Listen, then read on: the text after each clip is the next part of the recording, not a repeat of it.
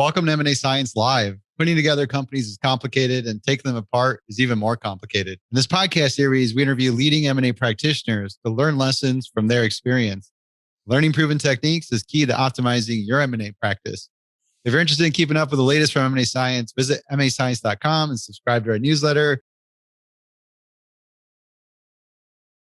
I'm Kisan Patel, CEO and founder of Deal Room. Today, I'm here with Matt Arsenault, Vice President of Corporate Development at Jamf. Today, we're going to talk about how to navigate the many career paths of M&A. Hey, Matt, maybe you just want to kick off with a brief little background about yourself. Yeah, so I started my career at Ernst & Young on the accounting side. So I'm actually a very odd kind of M&A leader in that I am a CPA, which my chief accounting officer loves, but nobody else understands. So I started off at the accounting firm on the audit practice, and very early on in my career, I really decided to go more towards the deals. So I moved into our transactions advisory practice 4 years into my career, started to do deals as an external consultant until I moved to a Bain-backed public company that was doing acquisitions, and they had just bought a large division where I stepped into a finance and accounting transformational role. So really started my career around those deals on the finance and accounting side, and then worked through a couple of career changes at GE and EMC to get closer to the transactions, finally getting to corporate development at a small public company called Everbridge, and finally moving into the position at Jamf recently. Cool. Well, what are some of the steps that someone can start making to transition to corporate development? Yeah, I think my path is an interesting one in that it wasn't your traditional. So traditionally, corp dev resources are either iBankers, former PE guys, or management consultants. So one of the natural ways out of college is to kind of get yourself on one of those career tracks that you go out, you become an iBanker or a management consultant. I was not one of those traditional paths. And I think the advice that I would give is really get yourself within your areas of expertise tied towards those transformational or change management type programs within your company. As you mentioned very early in the introduction, M&A is really a transformative step, and it is really difficult to do within an organization. So taking your area of expertise, whether that be sales or finance and accounting or HR or IT or product, and finding ways to build in that change management and that idea of acceleration into how you take on your daily tasks is the advice that I would give to anyone who's thinking about trying to get closer to corp dev or to the M&A process. Are there certain roles that are easiest to transition from corporate development? If you think about kind of the main factors of corporate development, it is that change management, it is the strategic thinking and kind of that partnering across an organization. It's got an element of sales and relationship building and maintenance, and it's got the core of finance, right, in the background. I don't think that there's one career path that makes it easier, but having a strong financial acumen and understanding how to build and maintain relationships within an organization is really important. So I think if you're not going to go one of those traditional paths of an external consultant, you're going to try to do it internally. Having a role that is exposed across the organization, people who are kind of change management or program management within IT or HR teams or finance teams, or sales operations or product management, the roles where you are exposed to more than one senior leader is really the best places to start, because you're starting to think cross-functionally and think about how those transactions will influence more than one department. Do you think it really matters, though, what role you actually come from? I don't think it does. I think that's the beauty of kind of this career path into corporate development is the expertise has to be so broad that you have to teach yourself constantly different things and different approaches. Different companies will lead with different theses around why an M&A is valuable. Some are very product focused, some are very sales and go-to-market focused. Others are really cost focused and can find ways to pull costs out. finding the fit within an organization and really knowing or feeling how that organization is approaching M&A is almost more important than where you come from, so that you can build the appropriate skill set to execute on that strategy. How are you able to jump? How are you able to make such jumps from different careers? I think that the thing for me has been that I've always been somewhat around the deal, right? So my role at EMC was I was kind of a divisional FP&A leader, but it was for an acquisition that we had just done. So I wasn't on the upfront deal team, but I was more managing it across the board. My career at GE, I was more on the alliances side and business development and helping to manage some of the GE Ventures portfolio companies who honestly didn't really know how to interact with such a large organization as GE. So I think that there's this ability to round out that skill set by taking on different challenges, taking on different roles. And I would say not one single step in my career got me there, but it's building on and rounding out those different talents around what is important in M&A, and making sure that you can build those experiences over time is really important. And I think that that's really what happened with me is I went from being an external consultant just on the accounting side to being an internal accounting and operational controller around acquisitions, more to a FP&A person around acquisitions, more to a business development person, and then ultimately was more on the integration side and have now moved more onto the deal side. So there are kind of natural progressions throughout there. So it wasn't one giant step. It was a lot of small steps along the way. There's got to be something there I'm missing that sort of got you there where you obviously you had interest, right? You got one part, even getting your foot in or M&A in general, getting your foot in M&A. And you mentioned going from integration and then into corporate development.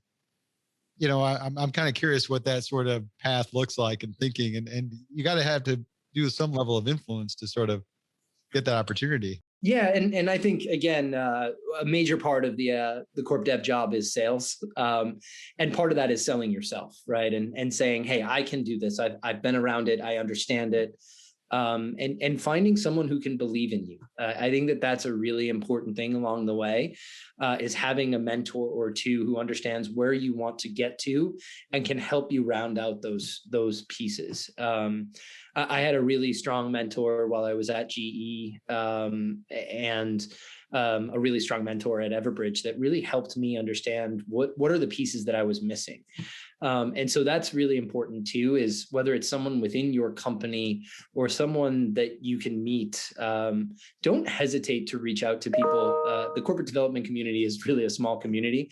Don't hesitate as someone who's looking to get into the community to reach out to as many people in the corp dev roles as possible, because a lot of us will say, hey, this is how I did it. And each of our stories is going to be very different.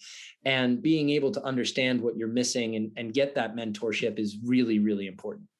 I like that. Well, I want to break that one down a little bit, like step by step, because somebody's listening to this, and this is where I get a little frustrated with some of the advice being a little too high level.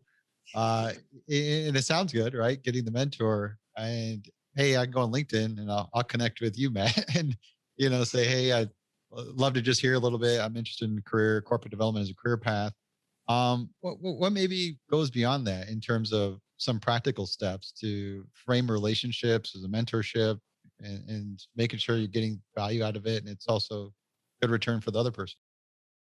I think there's the idea of also paying it forward, right? So the idea of being a mentor down the line, so people who are trying to follow the path, like that's enough for me to get out of it. Others will want to find ways to build relationships with other people and find different paths, right?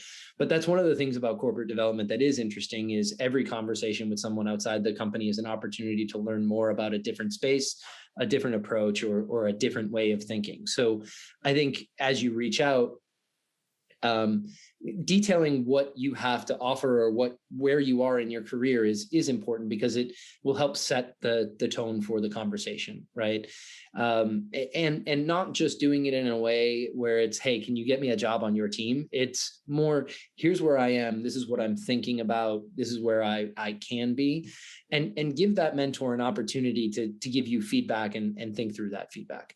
I think cold calling on LinkedIn is very hard to do.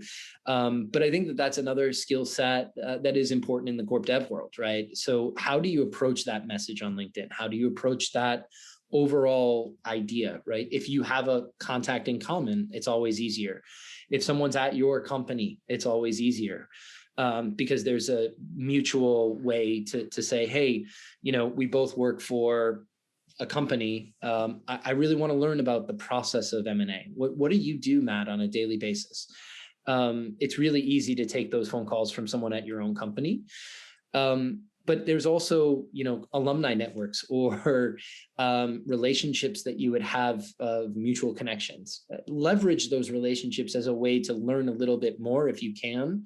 One of the messages I got from one of my colleagues was really helpful. It was, hey, I'm really interested in this company, Matt. I see that you're connected with this VP of marketing. When was the last time you talked to them? Would you be willing to make an introduction? I think something as simple as that to someone that you've maintained a relationship with really goes a long way, because now I feel like my relationship is valuable and my connection is valuable. Gives me an opportunity to touch base with someone who I might not have talked to for a couple of years, see how they're doing, see what they're doing in their career. And so laying those types of things out that say, here's why I'm interested in that company or that type of role, and here's who I've already done the research through your connection on LinkedIn to say, this is the person that I think is best equipped. Can you make an introduction there? And oh, by the way, Matt, if you know anyone else at the company that isn't connected to you on LinkedIn, would love an introduction as well. Okay, so we're talking about networking internally. Hey, maybe there's a corp dev function in the organization you're at. Go make friends with them, introduce yourselves, tell them you're interested in learning about the M&A and stuff like that. Hopefully they're a friendly guy like Matt and they'll engage with you. The other one, you mentioned the common contacts, seeing if you got an extended network with folks in corporate development. I know LinkedIn Sales Navigator lets you do that sort of detailed search, so you can sort of find that by title. Even LinkedIn Premium, you don't have to go all the way to Sales Navigator if you're paying for it on your own. LinkedIn Premium, I think it's like $600 a year. Not that they're paying me to advertise, but that premium function is good because it gives you that ability to search. It gives you the ability to send messages to 40 people a year that you're not connected to.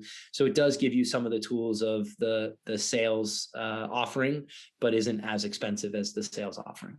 We got that. And then we got cold outreach, which is my classic favorite. And, just read, don't be shy and play the numbers. I think my experience, you almost send out 500 requests, you'll get 150 people to connect with you. And out of that, you should be able to get 20, 30 conversations out of it. So yeah, and that's often like deal sourcing, right? So I often say, because people will ask me, how many people do you have to talk to before you get a deal signed? And I say, it's usually about 20 deals where I'm reaching out to someone that will result in about 5-ish deals where we're actually talking to them on a detailed basis, where we'll need an NDA, which will result in about 1 LOI. And then you're closing on hopefully 3 out of 5 or 4 out of 5 LOIs. And so if you think about that, you've got to talk to almost 40 companies to get a deal done. And so that practice and that ability to put yourself out there is actually, in an odd way, learning the corp dev function. I get told no a lot, and being okay with hearing no. That's where the sales aspect comes in, right? You have to be okay with hearing no a little more than most people are. I like that a lot. So we got the networking component of it, both through your network existing and then being able to don't be shy, do some cold outreach as well. We talked about some of the big jumps and the kind of moving from the different career paths. Was there any other advice that you give around that? I think really it's really hard to make a 2-step move at the same time. So It's also patience in your quest. I've been around M&A since 2006. And my first real corp dev deal lead position was in 2021. So it's been a long time where I've been around deals. I've been thinking about deals. I've been finding ways to add deal value around M&A. I think that it's about patience and persistence in a lot of different ways, and finding that niche where you can continue to add value. I think that that's really important. As you think about it, it's not necessarily going from an AE role or an FP&A role directly to a corp dev analyst. That is hard to do. It's not that it can't be done, it's just hard to do. So also expand your time horizon to something is a way to solve that same problem. Why do you want a strategic operator in corporate development? What was that? Why do you want a strategic operators in corporate development? It's really about where you unlock the value, right? So there are certain companies that a strategic operator would not be of much value, because they have a very clearly defined M&A strategy that is very product functionality focused, right? So having someone who has product background would be really valuable to a company that's focused on that. A company that is really focused on international expansion or sales market share acceleration, maybe looking more towards a true sales operations or a sales executive to be on the team. The companies that are looking for strategic operators are those that want to find a balance and understand that in the long run, unlocking value through M&A is really about managing change and really unlocking the potential of the two companies together. And so companies who are doing M&A in a balanced approach where they're thinking about acceleration across both product and market and the kind of profitability or scale at the same time are the companies that are more likely to look for a strategic operator versus a banker or a external consultant. How would you contrast that profile from the classic profile of a corporate development professional? It has more to do with the internal operations and setting up the internal company for success than it does the sourcing and identification of deals externally. So in the corporate development world, you always have one foot inside your company and one foot outside your company. It's a really interesting job in that you're both understanding the strategy and operations of your company deep enough, but you have to understand the external side of it as well. And so the more historical corp dev roles have been much more focused on the outside, assuming that someone who comes in can learn the inside quickly, right? And so an iBanker has those connections, can get deal sources much faster, is the theory, and has that kind of ability to find additional targets or source additional targets. A strategic consultant really understands the external forces that are being faced by a company, the different threats and opportunities out there. And so the idea around a strategy consultant is that they have an understanding of that market lens and have a strong foot outside and who the competitors can be and what the differences are by different regions. The strategic operator is really that internal focus that says, here's what we do well, and this is what our differentiation is and where our risks and our threats are internally, and is able to learn those external spaces. So if you take those three different types of people, right, a strategic operator, a management consultant, and an iBanker, every single one of them has their own strength and weakness. But the ability to learn all three of those things at the same time is really where the value is created, right?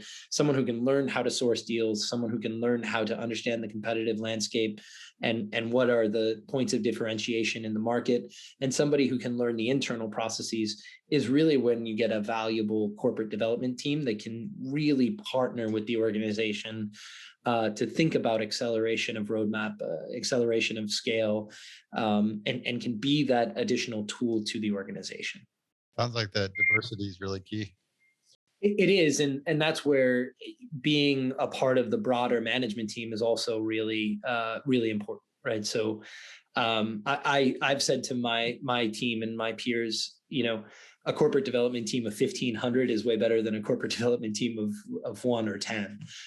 So everybody in the organization sourcing deals or thinking about what those external forces are is really important to make me successful in corporate development, because you want to make sure you don't miss an opportunity. You want to make sure that you're not turning a blind eye to a thought that somebody in the organization would have. And so that's really an important thing, is to build that partnership across every kind of function and every level of the organization, so that you get as much funnel coming back as possible. That's a whole nother podcast interview, by the way, Matt. We'll get there later. Sequel for that. Yeah. How have you seen corporate development role change over the years? I think that it really has, and this might be also because I've gone from larger corporations to more recently IPO'd companies that are looking to do it. But I think that the statistics around M&A have really been out there, right? So only 40% of M&A is actually accretive when it's completed. So I think that a lot of corporations are starting to really think about the process of strategy and the process of M&A. How do we set ourselves up for unlocking that value, and how do we build it out? Serial acquirers like EMC was or OpenText is are really about setting that process up and repeating it over and over and over again. Smaller companies just don't have that opportunity.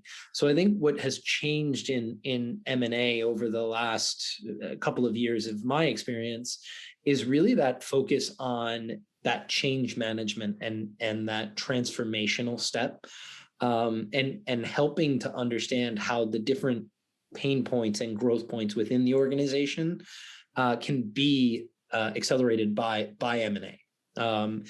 M&A was kind of traditionally thought as a way to make leaps. I think M&A is trending more towards ways to make incremental steps along a journey now. That's really interesting. How do you think your peers that have sort of been in the field longer would perceive those changes? The really good ones have always kind of thought about some of these things all along the way.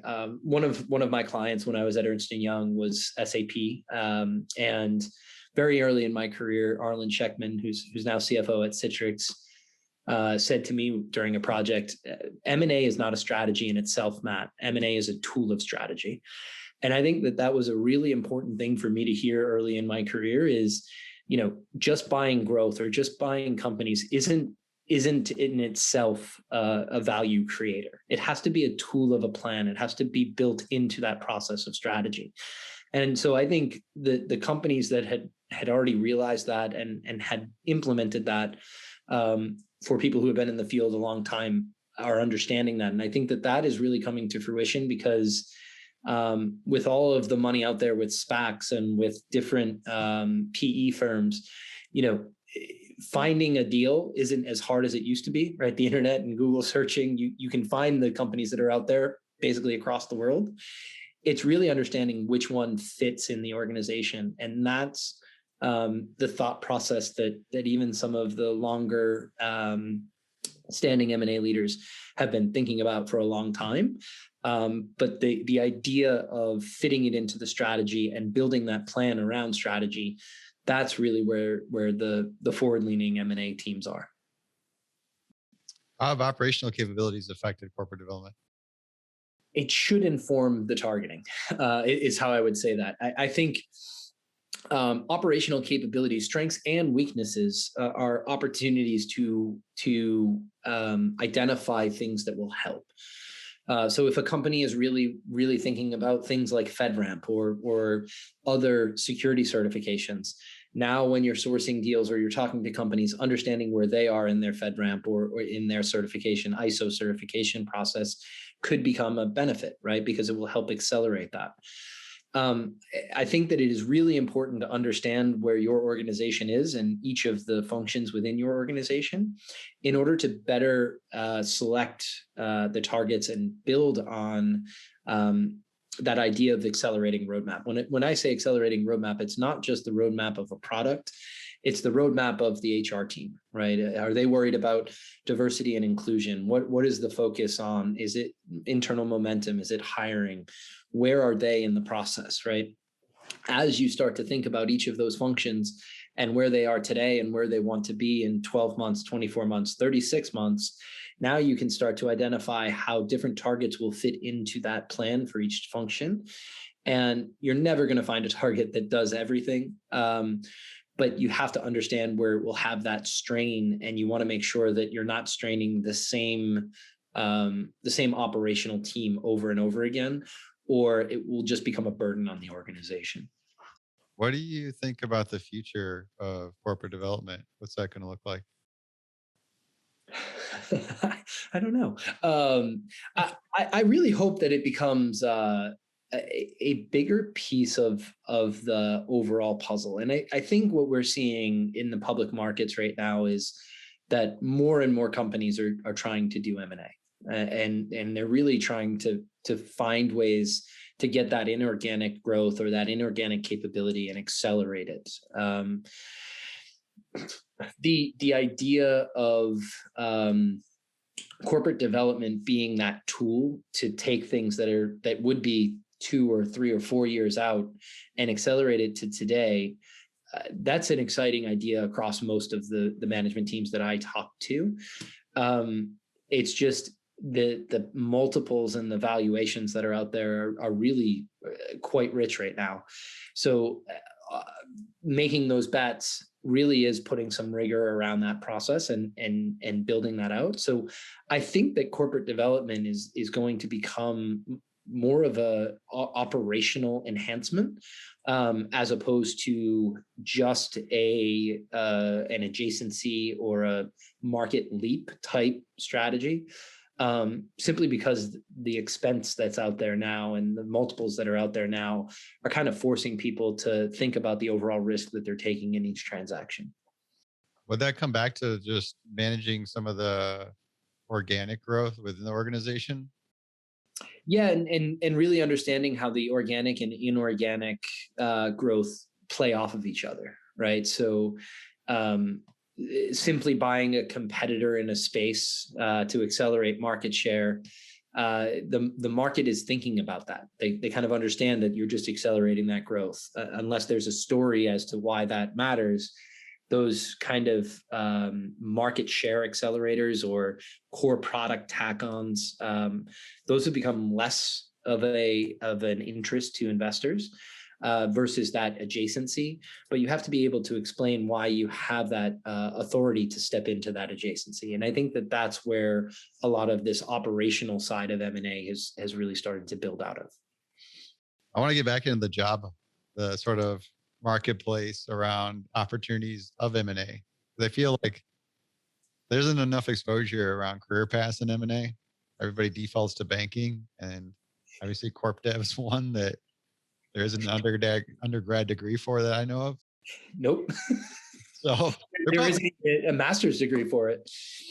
There isn't? There isn't. Not that I know of.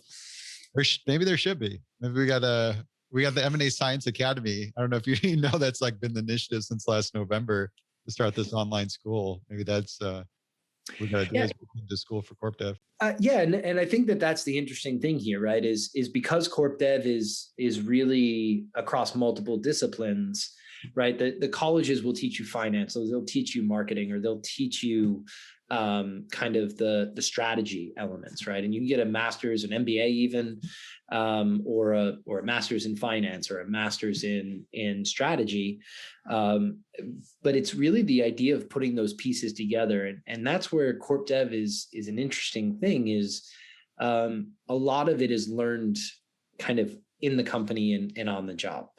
How do you take those lessons and go forward?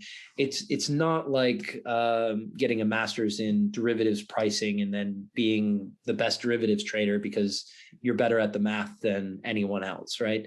There are nuances here. There's a lot more gray, and so there's a feel that you have to develop on how to do corp dev within an organization.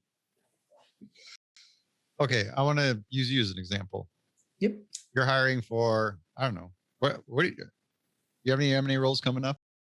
I'm hoping to get a kind of M&A business analyst and likely an integration management role once we're able to kind of build out the plan for transformational type deals. Okay, let's use these as examples. And I like them because they're different. And I feel like even integration as a career path completely overlooked in the M&A context.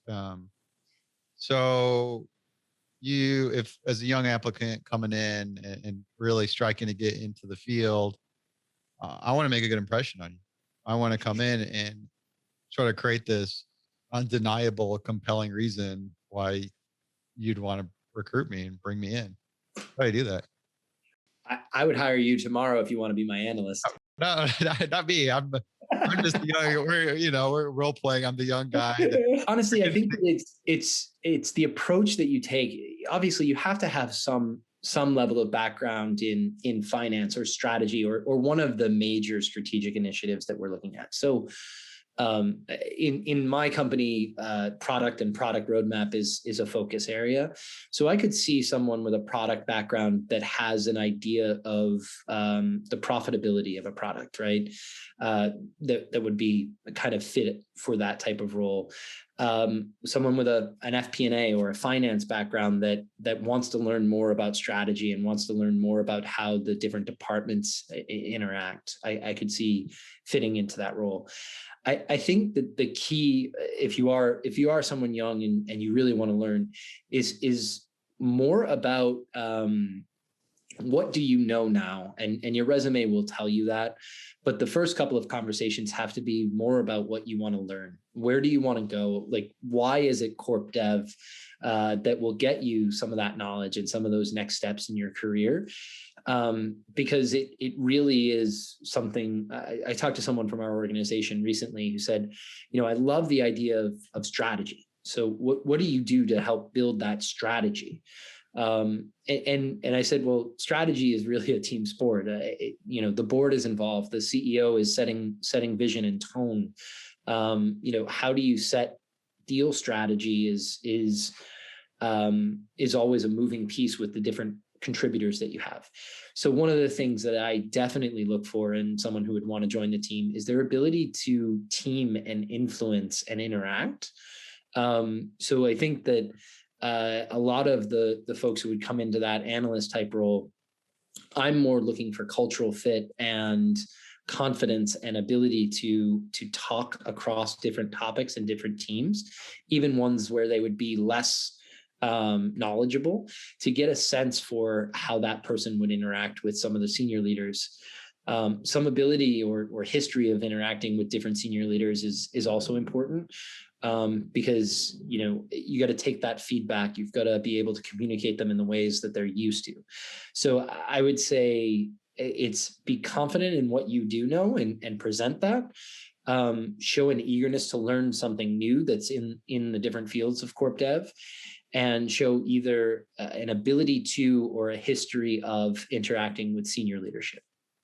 If I want to even take it a step further and really knock it out of the park, do I start going through your 10Ks and Qs? Do I look at your annual report and extract some of the sort of strategic goals for the year? And I think that I had a conversation with a young analyst a couple of weeks ago. And he went through the 10K. He looked at the last few acquisitions. He had really pointed questions to me as to why we did the acquisition we did. What was that strategy? How did we think about it? He presented some of the ideas of his company and what they had done in M&A recently. So I think that, again, if you show that eagerness and you take that extra step, that is absolutely a way to knock it out of the park, is to, in the middle of me just trying to figure out if you're a smart person who's driven, who wants to help out on the team, you're able to kind of pressure test me a little bit on the strategy and why. That really is something unique that you can take and have that that impact on someone if you go back to the last couple of Qs, the last K, and talk about what those things are. What are the threats that we're putting into our K and our management discussions? How does M&A influence it? Some of those very pointed questions really do make people stand out because it shows that they've taken the time to really want to be part of that M&A process, not just part of corp dev. I like it. Diligence is important in M&A, but even utilizing that as an approach to frame the conversation, ask you the tough questions, talk shop. What about giving you some ideas? If I'm doing this diligence, I'm studying things, and I'm even asking you questions about the rationale and recent deals you've done. Should I be able to come at you with some ideas of opportunities out there or things like that, or is that getting too far? I think it depends on the type of role if you're more trying to slot in early career as an analyst, probably not. If you're looking to come in as a manager or director, those types of things will prove out to be valuable, right? Being able to show that you understand what the strategy was and how the company approaches things, right? So if you're able to get a conversation with someone internally within product management, or you have a connection with the company, and you're able to talk through that next step, and you're able to bring that into an interview, I think that is something that is extraordinary, to be able to say, hey, have you thought about these different spaces, right? I definitely did some of that coming in at the VP level, right? To say, here's an adjacency. Have you guys thought about that adjacency? What are the processes that you're doing to screen those types of things? I think that is an amazing step.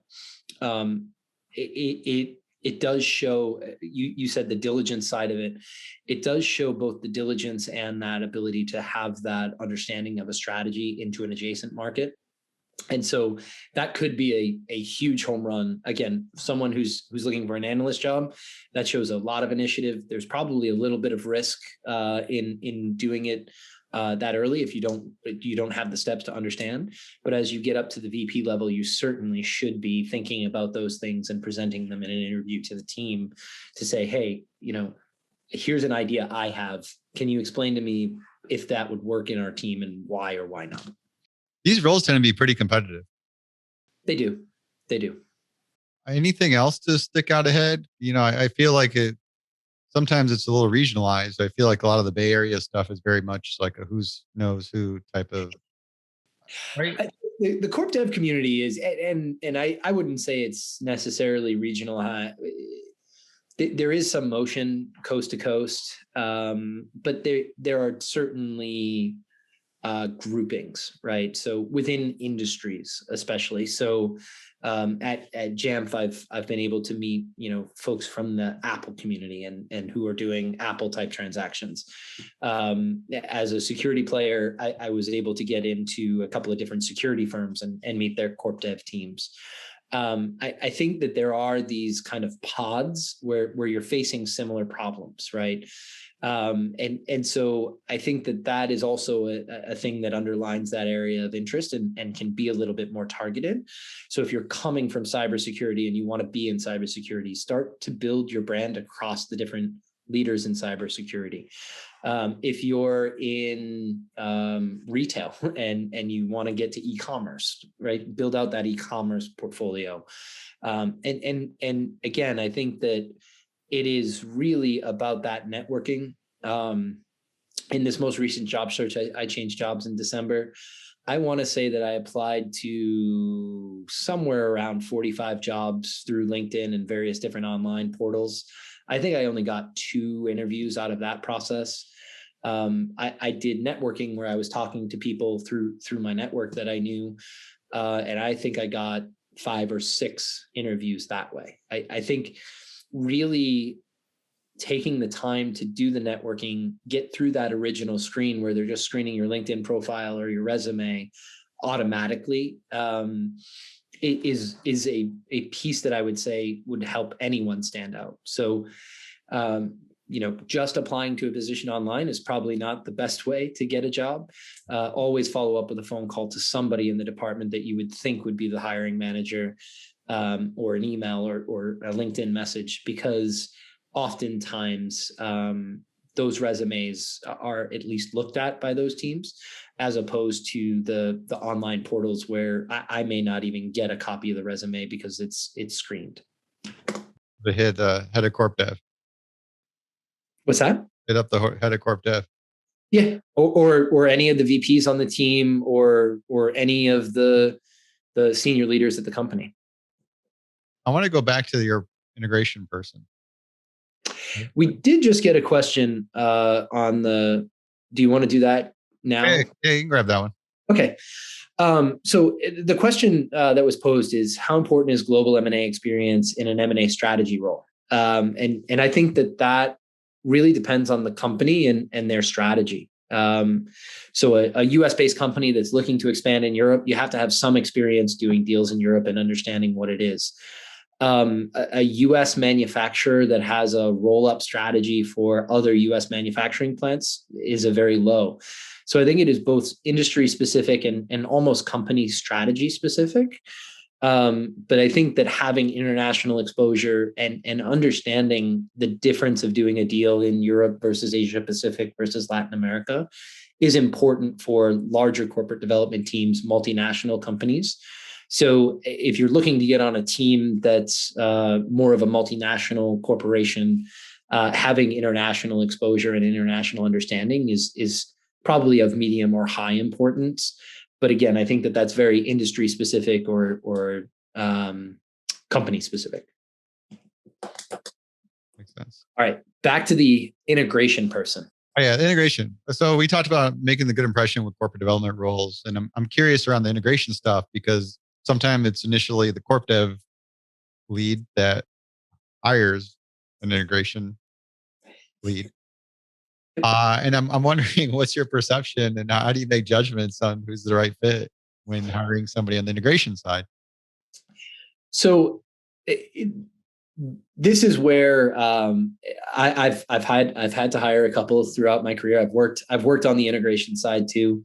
I always felt like I was trying to throw the ball with my left hand when I was on the integration side, because you have to have a strong attention to detail. There's got to be a really programmatic and process-oriented mind that is able to understand strategy.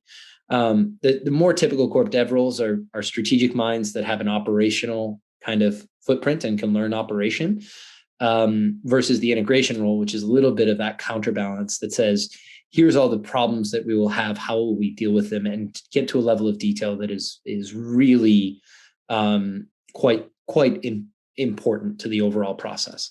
So what I look for in someone who's really going for that integration role is attention to detail, someone who has some level of program experience, understands what it means on the interdependencies of various different steps and stages, how a key finding could influence someone else on a team, and can be that kind of point person in the middle of the process, who can bring people together. And I think that that's really important in any size organization, because even small organizations have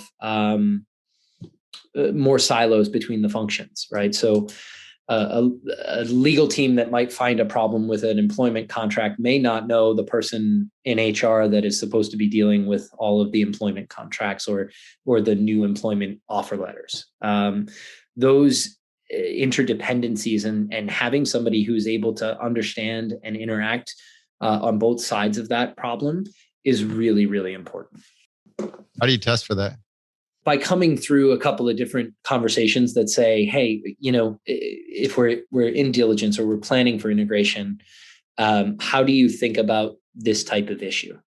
And, somebody who's really focused on a single function will go down all of the different things that would have to happen in a legal department. In my example, someone who's more on that transformational side will say, well, did we think about, is this person a key person on the deal? Are they the CEO? Are they the leader of product management? They'll start to think about what losing that person would mean to the overall characteristics of the deal or the tone and tenor of the employees. They'll start to think about how we can mitigate that through various different changes in the compensation structure. Maybe we would want to have a conversation with that person earlier because it might be an IP assignment issue. All of those types of secondary issues are actually easy to kind of test for if someone has that experience. If you're hiring someone who's new to integration, you can use a more standard project type setup where you're just talking about a generalized project where something goes wrong. And how do you think about the next steps? So I think a senior integration leader, you use an integration example or due diligence finding example. For a more junior integration leader, you would talk about, how in a project some of that would come off. And, tell me about a time when you dealt with an issue that had more than one team that had to address it, and then go through that example through the different cascades, all the way down to the level of detail of, how did you solve that problem? Almost like they need to be able to really zoom in and zoom back out and see all the pieces tied with each other. Exactly. And that's really the key role on the integration side, is being able to zoom and have both the interest and capability to go down all the way to a single step in your work process, all the way back up and say, well, how does this influence the overall value of the deal? I think, again, as you get more senior in the integration side, they're able to do a little bit more of that foresight and say, okay, we've had this finding, and they're a really good juxtaposition to the deal team who's trying to push towards contract sign. They're the side that says, hey, did we think about this? Did we want to move on something different? So they're a good check and balance. And that's why I like having integration management within the corporate development function, is they really start to build out the thought process around how to unlock the value. So when we get to that point and you start searching for your integration manager, what are their avenues to creating that compelling impression on you that sort of gives them the undenied interview opportunity? That's one where having any experience around either M&A or a transformational program, right? So you may not have to have done an M&A integration, but if you're showing that you're a leader of like the digital transformation of a company, right? Or a major ERP rollout, or a cultural change management program in HR, or anything that has that kind of transformational idea behind it. Because ultimately what we're looking for is someone who is detail oriented, but has the ability to do change management in an effective way. And having that skill set is really unique, because it is such a broad range of very detailed, very process driven, but also able to take that step back up and understand the overall implications of each of those things. So somebody who has that experience on a major transformational program will definitely stand out. Any other practical tips and advice for somebody that really wants to get into M&A career path? I think that it really is, and I said this early on, and I think the integration role kind of highlights it. It's take some chances to take on work that may not be in your job description around some of this change, right? We've seen a ton of change over the last 20 years in industry, as we've gone to the cloud, as different things have changed, as different focus areas have changed. So there's always this constant kind of ability to adapt and take on some of those new projects. I would definitely encourage anyone who's looking to get into M&A to find ways within their current role to take on a transformational or a operational project that is truly central to the company's strategy, because that shows that they're tied into this idea of how to extend that strategy through M&A. Cool. Anything else?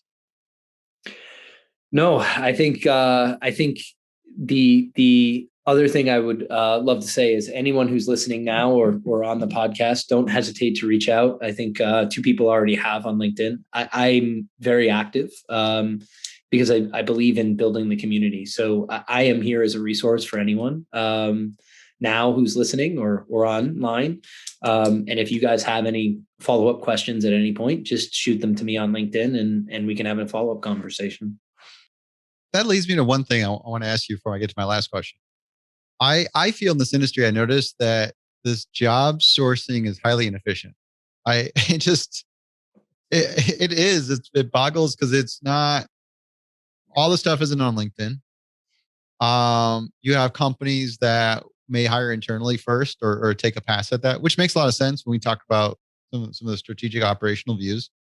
Then there's a sort of nature of organizations where they do a volume of deals and then it goes down. And there's folks out there that like that on the other side that want to take contract engagements and sort of work independently on those opportunities. So I'm just curious on your thoughts around that. I feel like there's an opportunity to create a solution to help make it more efficient in terms of connecting people. And I'll take my last week as example, where I talked to at least three people looking for roles and another three people hiring. And those dots don't connect in my head just because I'm running three different business lines. So but it's obviously there's inefficiency because there isn't a go-to place to really connect and sort of. And I think you brought a very important thing, right? So a company who's only going to do a few deals this year, or their strategy is really focused on catching back up to the market. They may prefer someone who's more of an outsourced search fund, where you're going to pay a percentage of the deal, and that person is just going to source the deal for you, get it closed. I think that there are trade-offs, right? In ways that deals become more cyclical. But that's where I do think that corporate development as a function, especially in the technology industry, is becoming more stabilized, right? It's not, let's get 5 deals done this year, we'll do none next year. So I think that some of it is industry specific and looking for that type of role that is able to be some more persistent. But I also think that understanding the culture of a company is important, right? I've had experiences, and some of the people I've worked with for very long have had experiences where we've been offered great roles at companies. Some of us have taken them, only to have the job disappear when financing or the next funding round didn't come through.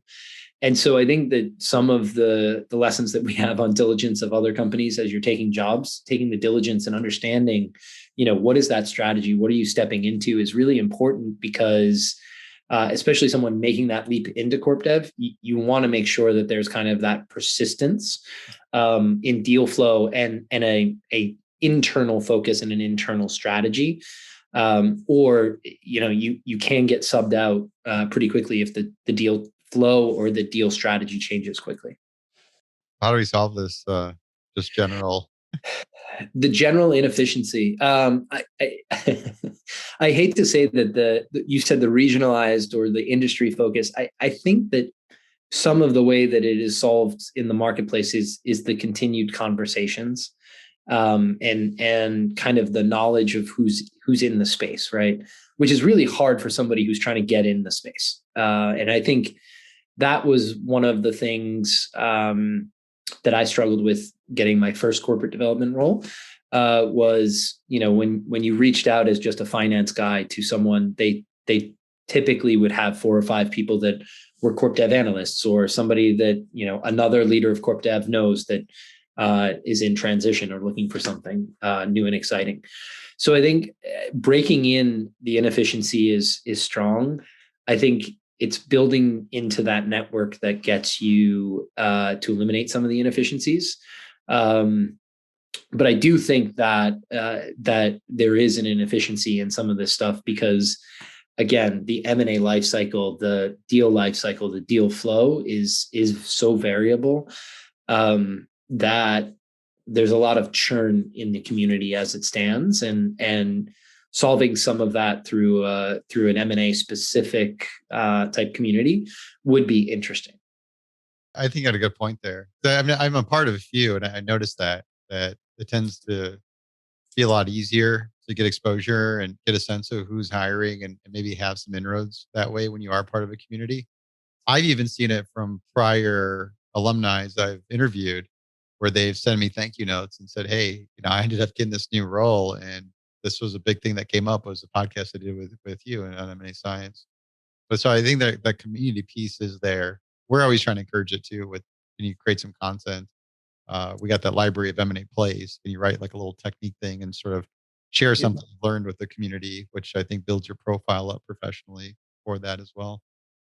Those are good tips. Yeah, and someone trying to come into the roles, I don't want them to think that that is exclusionary, right? So yeah, somebody even more experienced at M&A than me is going to write one of those playbooks. But if you're somebody who has a sales background or a HR background or take the time and actually look at it and see if there's an area of expertise you can add to that community that no one else can, right? So you might understand employment law in Eastern Europe, and you can write a playbook on the website for employment law in Eastern Europe, right? Don't feel like you have to have a VP title of M&A or corp dev to be a contributor to that community, because your knowledge in your current role is valuable to the overall community. So take that step forward and contribute where you can. I agree with that big time. Last question. What's the craziest thing you've seen in M&A? That's that's a tough question because I think that M&A in itself is somewhat inherently crazy. I think you have to have a certain personality where you're able to forget the past. I mentioned earlier, I get told no a lot. The craziest thing that ever happened to me was when I was a consultant. I walked into the office at 8:30 in the morning. My boss pulled me into his office and said, "Get the 12 o'clock flight out of Logan. Book 14 nights at the St. Francis. We don't know how long we'll be out there, but just cancel any plans you have." And we flew out on a one-way ticket to San Francisco, and we worked basically nonstop for 2 weeks on a deal that closed. But I think that that's just kind of the expectation around M&A. It's that level of flexibility because deals don't come up every day. And when they do come up, you have to be ready. And I think that whether that's San Francisco or I had a red eye to Dublin or a couple of weeks in Bulgaria, I think that that's the best part of M&A for me. It is not for everybody, right? But that ability to learn something new or a new culture or be immersed in something for a short period of time, obviously pre-COVID, was really exciting. And I think that that's the craziest part of M&A is a lot of the lessons learned and the focus gets accelerated during a project. And you get to learn so much so quickly about both your organization and another organization. That's why I love it. But there are definitely personal preferences and sacrifices that are made as a result of it. Crazy to some, but fun, exciting to others. Yeah, exactly. Awesome. Thank you so much for the time, Matt. Really appreciate it. No worries at all. And again, anyone who's listening now or otherwise, don't hesitate to reach out to me on LinkedIn and start a conversation. Great. Here's to the deal. Have a great one.